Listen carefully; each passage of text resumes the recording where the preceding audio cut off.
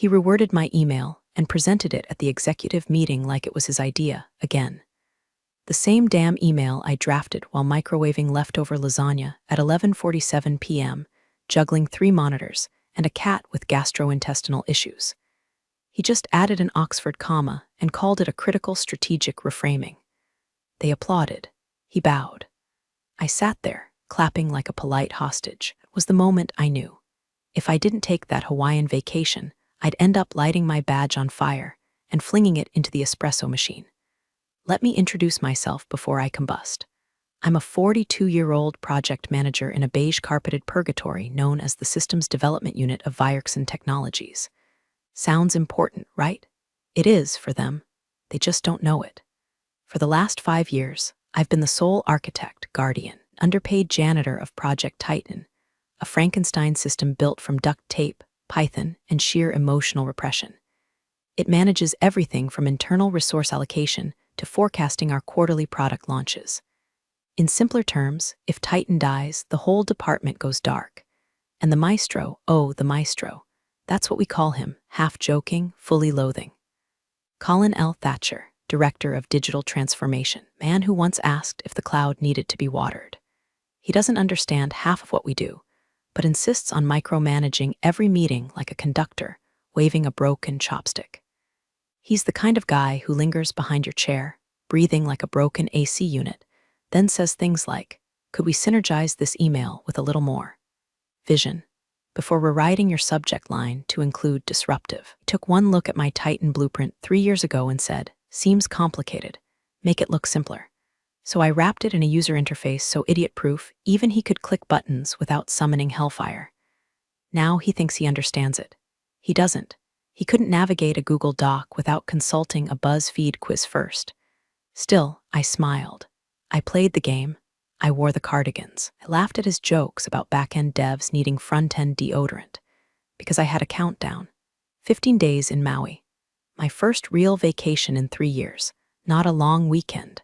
Not a guilt-laced staycation where I just ended up fixing bugs from my couch. This was supposed to be sacred. Sun, salt water, freedom, divorce finalized paperwork freedom. I'd survived a 2-year marital implosion, in which my ex-husband decided polyamory was his true self and that I'd be thrilled to join the adventure. Spoiler, I was not. I booked the flight the day the ink dried on the divorce decree. Ocean View Suite solo. I bought a ridiculous floral dress I had no business wearing and packed it next to a paperback I swore I'd finish. I even warned my team, weeks in advance, if the office catches fire, don't call me. If Titan implodes, consult the manual. Be busy drinking rum out of a hollowed-out pineapple and forgetting your names. I documented everything. Titan had 3 backups. Brenda, my only trustworthy coworker, had admin access with a simple workflow guide. The maestro received a laminated vacation transition briefing binder that looked like a kindergarten teacher's lesson plan. Every scenario accounted for. Every potential glitch mapped out. But he never read it. I saw it on his desk, still shrink-wrapped, 2 days before I left. Probably waiting for some intern to digest it and convert it into a TikTok. So I implemented the final failsafe. A password lock on the core operational matrix of Project Titan, not because I expected sabotage, but because I expected stupidity. It wasn't about paranoia. It was insurance. Because if he tried to wade into my system uninvited, find the digital equivalent of a locked steel door with a riddle scrawled on it. The hint? The name of the employee you shouldn't have angered. It was a joke. A petty, delicious one. He'd never guess it. Because the maestro doesn't remember names. He calls Brenda Becky. He once called me Melissa for 2 weeks until I forwarded him his own org chart with my name circled in red. And as I sat in my car that final Friday, staring at the building that had siphoned off years of my soul, I felt something I hadn't in a long time. Anticipation. The kind you feel when you're about to watch someone slip on a banana peel you didn't place, but you're definitely not warning them about. I took a deep breath, turned off my work phone, drove toward the airport, and let the quiet hum of retribution begin to buzz just beneath the surface of my tropical playlist. He summoned me at 4:37 p.m., 13 hours before my flight, to Conference Room C, a beige box with flickering lights and the scent of despair baked into the carpet. The kind of room where dreams go to cough themselves to death under PowerPoint slides. His email subject line, urgent, Titan system crisis mandatory attendance. No details. Just that smarmy all-caps urgency, like a fire drill run by a man who couldn't find the fire extinguisher if it was duct taped to his face. I walked in and found him already seated, theatrically rubbing his temples like a migraine martyr. His laptop was open, screen showing the Titan dashboard, a static page I designed for idiots like him. Beside him was Cheryl from finance, eyes glazed like a Krispy Kreme, clearly roped in for optics. Brenda sat across the room. "How brace yourself when his back turned." "Glad you could make it," the maestro said, voice soaked in false concern. "We have a situation. I didn't sit. You've got 14 minutes before I walk out." He smiled like a man about to conduct a middle school orchestra with a cattle prod. "I've been reviewing Project Titan's forecasting modules," I cut in. "The ones you've never opened before today," he blinked. "Let's not get adversarial. Look, been in touch with the division VP. He's very interested in Titan. Wants a comprehensive demo next week, ideally Monday." I stared at him. "I'll be on a plane tomorrow, you know that." "Yes, but given the strategic importance of Titan and some concerning gaps I've noticed." "There are no gaps," I said, sharper now. I left a full transition guide. Brenda has access. The server's logged, mirrored, backed up, and idiot-proofed. Only thing missing is someone actually reading the damn materials. He sighed, pivoting to theatrics. "Look, I get it. You've been through a lot, divorce, workload, stress. But this vacation, it's ill-timed. Leadership requires sacrifice." I laughed. "Quiet and mean, you mean obedience." He stood now, puffed up like a turkey in a Patagonia vest. "I'm not asking you to cancel the whole trip. Just delay a few days. Help the team, be a team player." I could feel it, steady heat rising in my chest. Not panic, not anxiety, something cleaner. Rage distilled into purpose. I leaned forward, voice like a scalpel. "No," he blinked. No, I've earned this. I prepared for it. I covered every base, including your chronic inability to read a damn checklist. This vacation is happening. You can call the VP. Tell him to read a PDF like a big boy." His face flushed a color somewhere between spoiled ham and unpaid child support. "You're leaving me no choice." Brenda sat up straighter. Cheryl blinked out of her trance. The maestro folded his arms. "Effective immediately, you're reassigned to data compliance entry upon return. It's not a punishment, it's a realignment of priorities. You'll report to Carl in data integrity." Carl, the guy who thinks pivot tables are witchcraft and once broke the printer by feeding it a slice of cheese as a joke. "Noted," I said flatly. I turned to leave. "Making a mistake," he called after me. I didn't turn, so did you. I walked back to my desk in a trance. 1,000 tiny humiliations flashing through my mind, him fixing my JIRA tickets, CCing himself on emails I already handled, asking if I could feminize the tone of a report because it was too technical. I packed my things in silence while Brenda hovered nearby, eyes wide. "You okay?" she whispered. "Better than I've been in years," I said, clicking off my monitor. "He thinks this is over. He has no idea what's locked behind that password." She looked confused. I smiled. The hint's poetic. And with that, I walked out of the office with a severance-level calm. Not because I was quitting, oh no, but because I'd just declared war. And the best part, he wouldn't even realize it until the bullets were already in the air. He waited until the 9 a.m. stand-up. The rat bastard didn't even wait for people to sit, clear his throat. Just walked in like a man delivering a eulogy, he wrote himself, and said, "Before we begin, I have an announcement regarding team restructuring." The air froze. Brenda actually flinched. I already knew. You don't spend 6 years watching a narcissist twitch without learning the rhythms of their tantrums. "I regret to inform you that, due to certain personnel decisions and the evolving needs of Project Titan," he said, with all the smug flourish of a man who just figured out how to italicize in Word, "our esteemed project manager will be transitioning to a support role upon their return. Specifically, data integrity entry." A pause. No one spoke. Not even the usual brown-noser from UX who laughs at Maestro's jokes like she's being paid per giggle. Everyone just stared.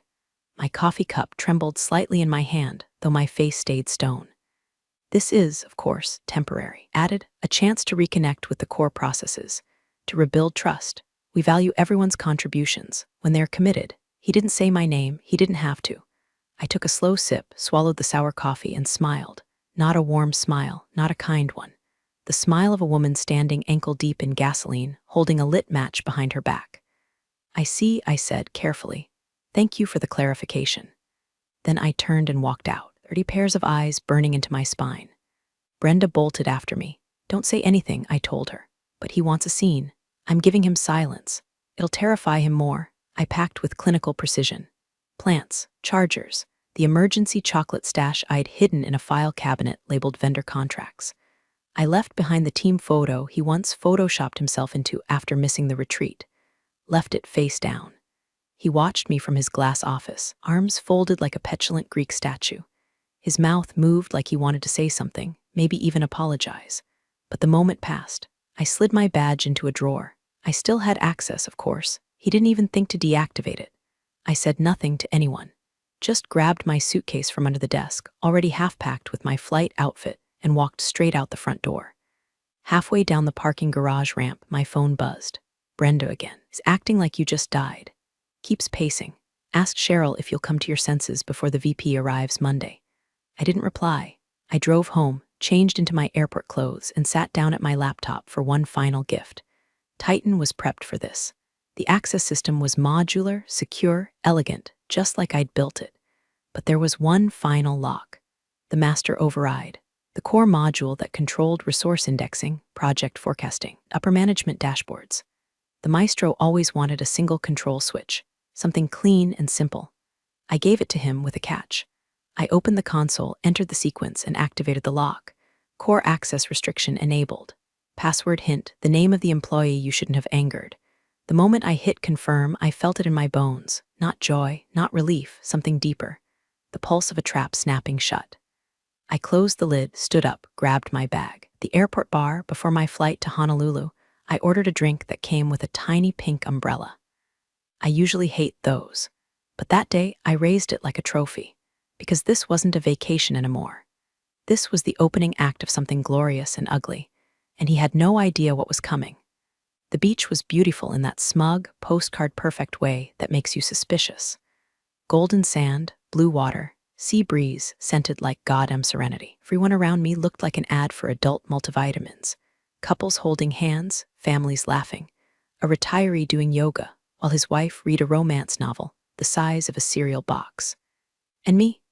I was refreshing my email like a Wall Street intern on cocaine. The Mai Tai in my hand had gone warm. The condensation ring on my lounge chair table had formed a sad little halo under my work phone, which I promised myself I wouldn't touch. It even brought a burner, a cheap Nokia brick with no notifications, no temptation. But of course I cracked. I always crack. Some people cheat on diets. I cheat on digital detox. At 10:04 a.m. Hawaii time, the first text from Brenda came through. Brenda, hey, he can't find the Titan summary folder. I stared at the message like it was in hieroglyphics. I'd given him 3, color-coded, linked on the main dashboard with flashing goddamn arrows. I took another sip of warm rum and flipped my phone over. 5 minutes later, Brenda, he just asked me if you hid the forecasting files. He's checking the shared drive for a folder called Titan Big Stuff. I choked on my drink. Titan Big Stuff. This man thought a $3.7 million architecture module lived in a folder that sounded like a WWE pay-per-view. My heart, previously squashed under rage and resignation, twitched. Was that joy? Me, tell him to check under P for Plan B. Maybe it's next to his common sense. Brenda, LOL I can't. He's pacing like a squirrel on meth, sweating. VP arrives Thursday. He promised a full walkthrough. Ah, there it was. The maestro, in his infinite wisdom, had done the one thing I counted on, overpromised to someone scarier than him. He told the division VP, man who once fired a product lead mid-conference call for saying irregardless, that he'd personally demo Project Titan. Without me, without the files, without the brain. I felt something shift. The anger I carried like a second skin, cracked, and underneath it, something worse, something electric. I slid my sunglasses down my nose and stared out at the ocean like I was orchestrating naval warfare. Brenda, he just called Carl in, asked him if he knows how to do system stuff. Carl said I'm a spreadsheet guy, then tried to open Outlook in Chrome. I snorted, loud enough that the woman on the next lounge chair looked up from her Danielle Steele novel. I gave her a smile that probably looked too toothy. I sat up straighter, adrenaline pumping through sun-soaked skin. I wasn't just watching a disaster, I'd built it. Every keystroke, every lockout, This wasn't anxiety anymore. This was art. It was Banksy with a Bluetooth keyboard. My phone buzzed again. Brenda, he's trying to get into the main server now. Locked out. Looks like a cornered raccoon. That did it. I stood up, turned toward the ocean, and let out a sharp bark of laughter. Nearby tourists turned their heads. Let them look. I was thousands of miles away from the mess, sipping overpriced rum, while a man with a LinkedIn full of stolen credit melted down in a room I no longer had to enter. I walked back to my hotel room barefoot, sandals in one hand, phone in the other. I had a view of the pool. Some woman was crying on FaceTime. Some kid was peeing in the shallow end. And back in the mainland, a grown man was Googling how to open Enterprise Portal without admin password like a child, trying to unlock a liquor cabinet with a butter knife. I tossed my phone on the bed, opened my laptop, and checked the Titan system's activity log. 7 failed login attempts. 3 password resets requested. 1 administrator account disabled due to suspicious activity. I leaned back, cracking my neck. The fun was just getting started. The screenshot came at 3:17 a.m., Hawaii time. My phone buzzed on the nightstand like it had a grudge, rattling against a half-empty glass of pineapple juice and a room service receipt for volcano nachos I didn't even remember ordering. I squinted at the screen, bleary-eyed, till sunk halfway in a rum-fueled dream involving Jason Momoa and a malfunctioning elevator. Then I saw it. Brenda had texted one thing, "You're going to love this." Attached was a photo of the maestro's monitor, taken from an angle that could have landed her in corporate espionage court. The screen showed the Titan Core login portal dark navy interface, blinking in polite defiance. Centered in the middle, a single text field, and below it, the hint I'd written months ago. Password hint, the name of the employee you shouldn't have angered. I stared at it for a long time, not because I was shocked, because it looked even better in reality than it had in my head, like meeting your baby for the first time and realizing it has your ex's credit score and your favorite middle finger. I grinned so wide it hurt. Me, he left that open. Brenda went to get a double espresso and one of those weird protein bars he eats when he's spiraling. Said he needed to refuel for a security deep dive. Left his laptop open like it's 2003. Me, God bless his incompetence. Brenda, he tried the CEO's name, twice. Then the VP, then his own. He literally typed in me, out loud, like the computer would just know. I let out a laugh that nearly woke the couple in the next suite. He tried himself. Of course he did. The maestro had always seen the world like a mirror maze, every problem just a reflection of his own misunderstood genius. Every error someone else's mistake. The idea that I, the one he demoted, humiliated, publicly undercut, might be important enough to be the answer? Unthinkable. Brenda, he even said, who would be arrogant enough to set this up like a riddle? Me? Tell him it's probably the intern. They're full of tricks. Brenda, I can't. I'm hiding in the break room. He's pacing like he lost his wedding ring and his dignity in the same drawer. Outside my window, the sky was turning lavender. The ocean purred softly in the distance, unaware or uncaring that I was orchestrating a digital slow burn from the comfort of a king-size bed and hotel-grade air conditioning. I could smell bacon wafting from the breakfast buffet below. I pulled the blanket tighter around me and stared at that screenshot again. There was something exquisite in it, this moment where the trap wasn't just sprung, but silently mocking the one who walked into it. He'd been so certain he could handle Titan, so sure I was replaceable, disposable, a spreadsheet with legs. Now he was stuck, locked out, and the only way through was admitting something he never would, that I mattered, that my name, the one he never remembered and never respected, was the key to the entire system. The irony was so thick you could butter toast with it. Brenda, what do I do? Nothing, let him stew. Brenda, VP's coming tomorrow. He's gonna lose it, me, that's the plan.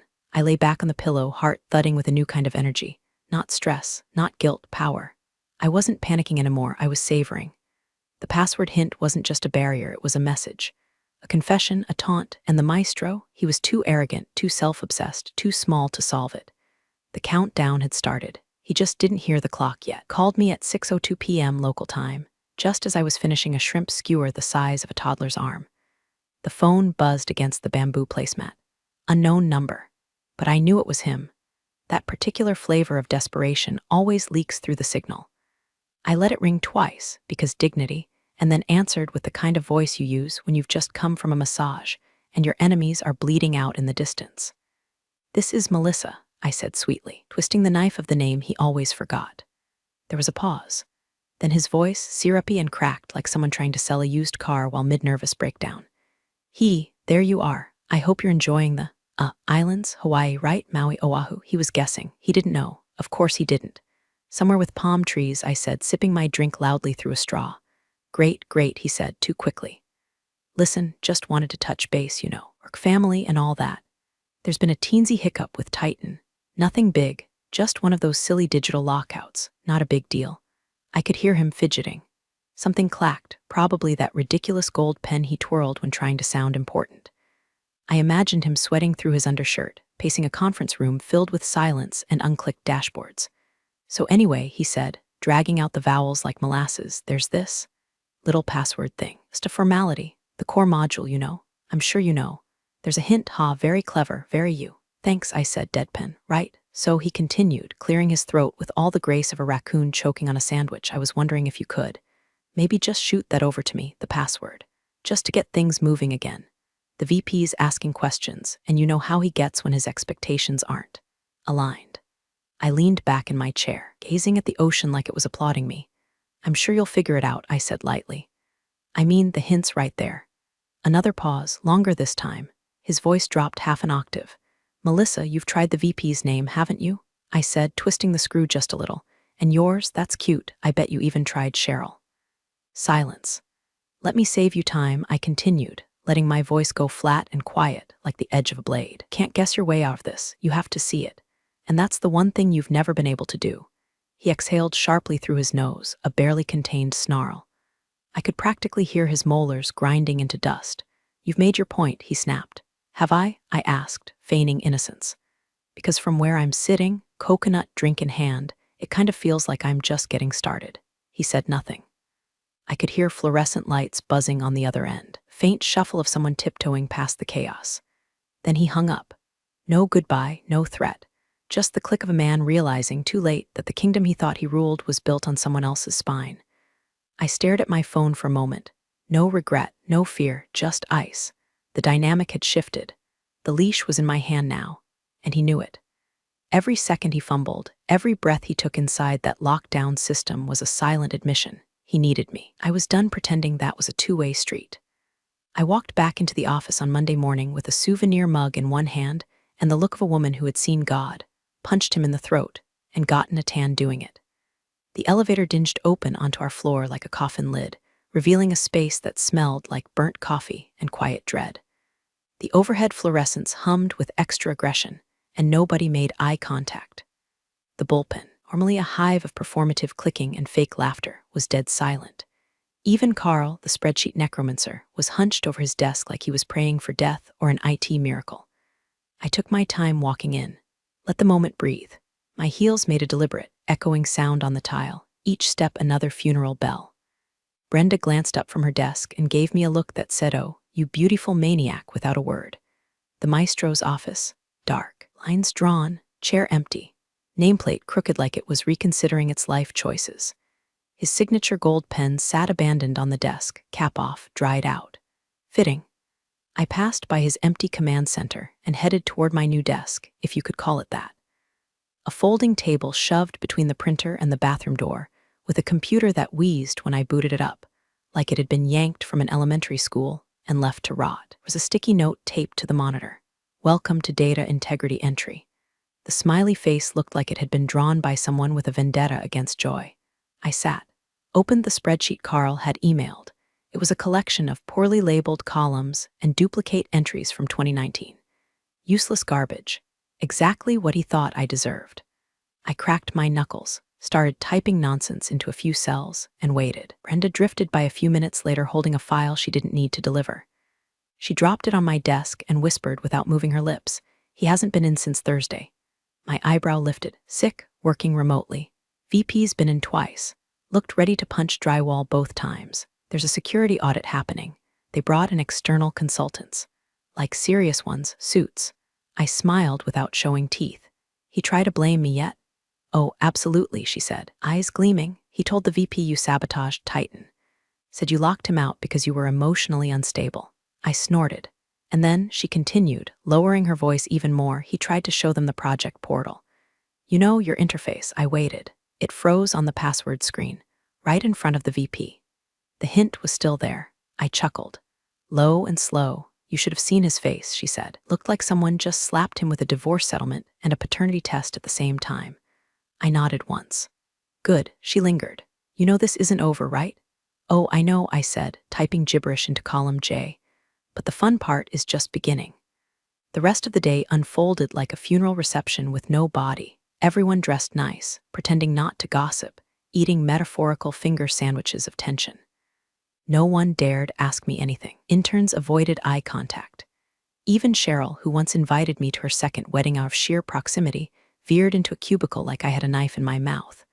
I was polite, smiled at everyone, held the door, typed my little nonsense numbers like a good little worker bee. But I could feel it, the shift, the unspoken fear. They didn't know the full story, but they knew something had happened. Knew I wasn't a ghost. I was a storm cloud with a grudge and a keycard. My desk wasn't a punishment. It was a stage. All I had to do now was wait for the curtains to rise. The summons came at 10:06 a.m., carried in the shaky voice of an intern who looked like he'd just seen a firing squad assemble in the break room. Melissa, you're wanted in boardroom B, like now. I stood up, dusted non-existent crumbs from my blazer, and walked with the unhurried pace of someone who already knew the ending. The office watched me go in silence. Brenda didn't say a word, but her smirk said everything. I gave her a small nod, half thank you, half war cry. Boardroom B had all the warmth of a police interrogation room. One long, sterile table. A pitcher of water no one had touched. Chairs pulled back like they'd been vacated in a hurry. At the head of the table sat Marcus Devonshire, our division VP, 6 feet of fury in a navy suit, balding and beautiful in his contempt. Next to him, Karen from HR, clipboard perched like a Bible, lips tight enough to strangle a lie. And at the far end of the table, sweating, gray-faced, and trying desperately to rearrange his spine into confidence, was the maestro. I took my seat opposite him and crossed my legs, adjusting the hem of my skirt with glacial precision. Melissa, Marcus began, skipping the pleasantries. Thank you for joining us. I'll get to the point. We've had complications with Project Titan. Manager has raised concerns that you may have implemented an unauthorized lockout protocol during your recent leave.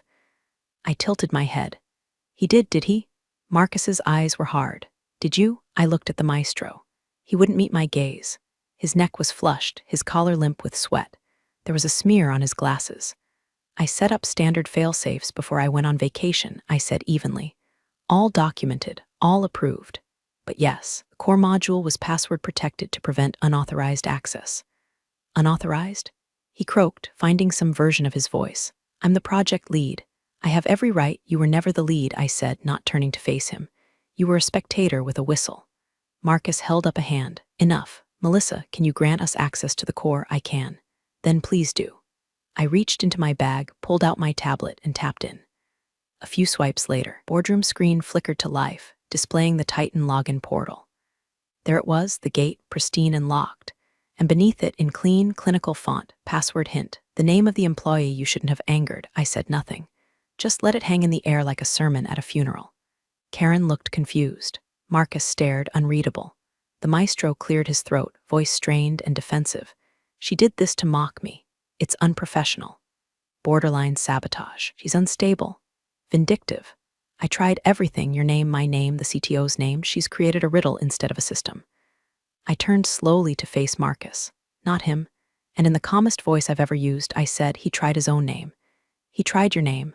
Another pause, then I smiled. The password is my name, my first name. The silence that followed could have curdled cream. The maestro blinked, swallowed, deflated. You could see it. Precise second, the structure of his ego collapsed under the weight of his own stupidity. The way his mouth opened, then closed, like a file failing to launch. Karen's pen stopped moving. Marcus looked at me, then at the maestro, then back at me. He didn't ask for further explanation. Thank you, he said. You're dismissed. I stood, packed my tablet, and left without a word. As I stepped out into the hallway, Brenda was there, pretending to copy something from the copier tray. I didn't need to say anything. She grinned. So, that just happened. I nodded once. That just happened. And behind me, the door to boardroom B clicked shut, louder this time, like the final nail in someone else's coffin. The email hit inboxes at 3:42 p.m. Subject line: Organizational Update Digital Transformation Division Body. 4 clinical sentences of corporate euthanasia, dressed up in HR cologne. Colin L. Thatcher had been relieved of his duties effective immediately. The stated reason? Personnel mismanagement and jeopardizing a key company initiative. No farewell lunch, no commemorative mug, not even a recycled inspirational quote about new beginnings. The maestro was erased like a typo, a ghost in a cheap suit.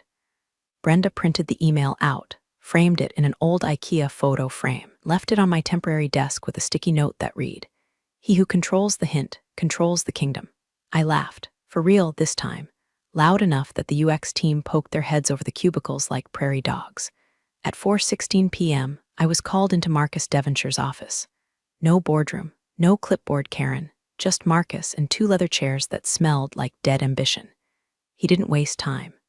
"Melissa," he said, "we owe you an apology." I raised an eyebrow. "That doesn't happen much around here."